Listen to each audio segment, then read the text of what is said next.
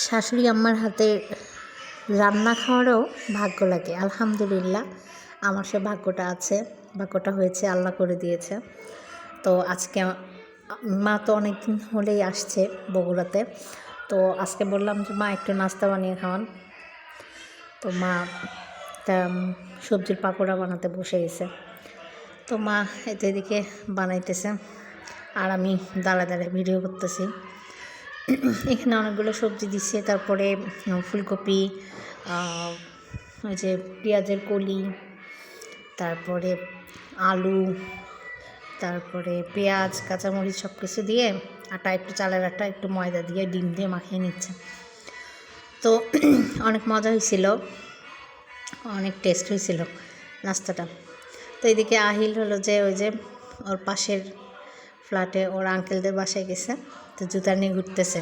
খুব দুষ্ট হয়েছে, খুব মানে বলার মতো না, এত দুষ্ট হয়েছে যে পড়ে গেল। যা মানে পড়বে আর উঠবে, এটাই ওর কাজ। স্যান্ডেল নিয়ে ঘুরতেছে, ভাইয়ের স্যান্ডেল নিয়ে। আর ভাইকে কি বলে ডাকেন জানেন?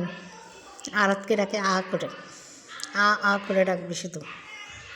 মানে কী যে দুষ্টু হয়েছে বলার মতো না। জুতা পরে ওদের বাসায় যাবে, মানে যেটাই পরবে ওদের বাসায় যে মানে দেখাবে আর কি।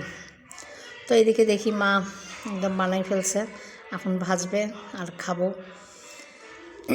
যত কিছুই খাই না সন্ধ্যের দিকে না মানে নাস্তা না খাইলে কেন জানি মনে হয় কিচ্ছুই খাই না, এরকম মনে হয় আর কি।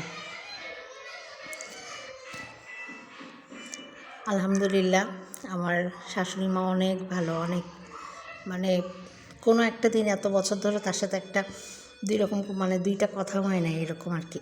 খুবই ভালো আলহামদুলিল্লাহ। সবাই দোয়া করবেন যেন আমাদের দুইজনের শাশুড়ি বৌমার বন্ডিংটা এরকমই থাকে। তো তারপরেই তো ভাজা হয়ে গেছে, আমি খাইতেছি আর ভিডিও বানাইতেছি। খুবই মজা হয়েছে, ভালো লাগলো, অনেক দিন পর একটা নতুন আইটেম খাইলাম। আর এইদিকে পণ্ডিত মশাই গামলাতে নিয়ে খাইতেছে, বড় একটা গামলা নিচ্ছে আর ঘুরতেছে। আর আলাদা এদিকে খাচ্ছে।